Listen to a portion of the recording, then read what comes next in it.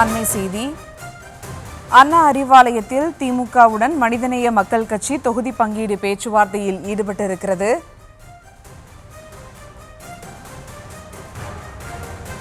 இது குறித்த மேலும் விவரங்களோடு இணைகிறார் செய்தியாளர் பாரி கார்த்திக். வணக்கம் பாரி கார்த்திக், விவரங்கள்.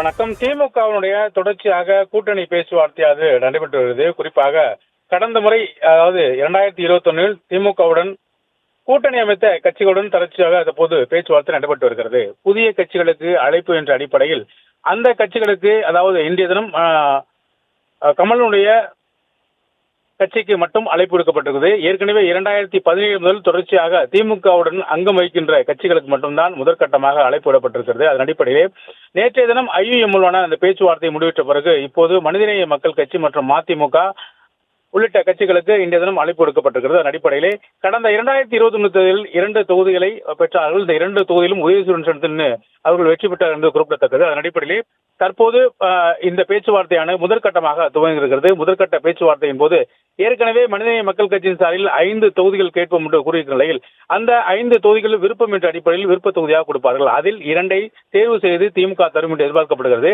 ஏற்கனவே பாபநாசத்தை பொறுத்த வரைக்கும் ஜவஹருல்லா என்றார், தஞ்சை மாவட்டம் பாபநாசத்தில் ஜவஹருல்லா என்னார். இந்த முறை அந்த தொகுதியில் அவர் நிற்கவில்லை. அதற்கான வாய்ப்பு அவர்கள், அதாவது அந்த தொகுதிக்கான விருப்பம் அவர் கொடுக்கவில்லை என்று சொல்லப்படுகிறது. அதன் அடிப்படையிலே தொடர்ச்சியாக இன்றைய தினம் நடக்கும் இந்த பேச்சுவார்த்தையின் போது முதற்கட்டமாக விருப்ப தொகுதியில் என்ற அடிப்படையில் அவர்கள் பேசிய பிறகு அதுக்கு அடுத்த கட்டமாக 2வது பேச்சுவார்த்தையின் போது தொகுதியுடைய எண்ணிக்கை முடிவு செய்யப்படும். 3வது பேச்சுவார்த்தையின் போது அந்த பேச்சுவார்த்தையை முடிவிட்டு எந்தெந்த தொகுதியில் என்பதை கணக்கிட்டு அந்த ஒப்பந்தம் முதலமைச்சர் தலைமையில் கையெழுத்தாகப்படும். எனவே இந்த பேச்சுவார்த்தை என்பது முதற்கட்டமாக நடந்தாலும் 3 கட்ட பேச்சுவார்த்தைக்கு பிறகு அது முடிவுக்கு வரும். அதன் அடிப்படையிலே திமுக கூட்டணியில் அங்கம் வகிக்கக்கூடிய இந்த மனிதநேய மக்கள் கட்சி தற்போது இன்றைய தினம் பேச்சுவார்த்தையை துவங்க இருக்கிறது.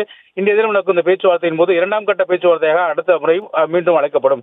மேலும் இன்றைய தினம் மட்டும் மனிதநேய மக்கள் கட்சி, மதிமுக என 2 கட்சிகள் காலை, அதாவது 10 மணிக்கு மனிதநேய மக்கள் கட்சி, 11 மணிக்கு மதிமுக என்ற 2 கட்சிகளும், அதே போல மக்கள் நீதி மய்யம் 3வது 12 மணிக்கும் இந்த பேச்சுவார்த்தை துவங்குங்கள் என்று எதிர்பார்க்கப்படுகிறது. அதன் அடிப்படையிலே தற்போது மனிதநேய மக்கள் கட்சியினுடைய அந்த பேச்சுவார்த்தை நடைபெற்று வருகிறது.